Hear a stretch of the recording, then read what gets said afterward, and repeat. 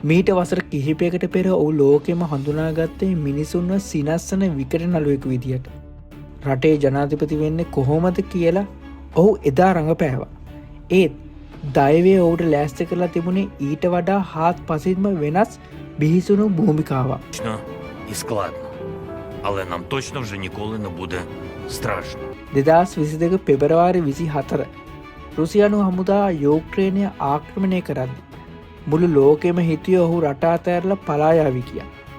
ඇමරිකාව ඔහුට පලා යන්න වාහනයක් ලෑස්ති කරලා දෙද්දිත් ඔහු දුන්න පිළිතුර මුළු ලෝකෙම මවිත කළා. මට අවශ්‍ය වන්නේ වාහනයක් නෙවෙයි. මට අවශ්‍ය වන්නේ උණ්ඩ.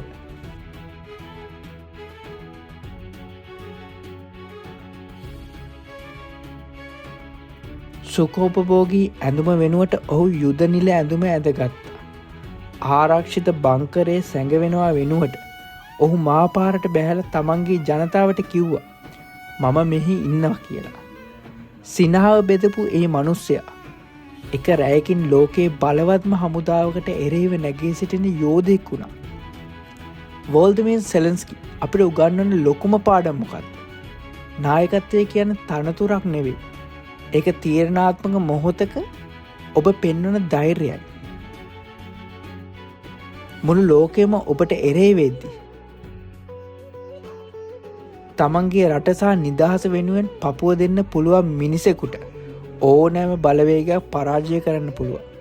සැබෑ වීරිය බිහිවන්නේ පහසු කාලවලදී නෙවෙයි. දරුණුතුම අර්බුද මෙත. ඔබේ ජීවිතේත් ප්‍රශ්න හමුවේ පසුබට වෙන්න එපා. සෙලන්ස්කි වගේම පලා යනවා වෙනුවට සටන් කරන්න තෝරගන්න. ඔබ අනිවාර්යෙන්ම දිනනවා.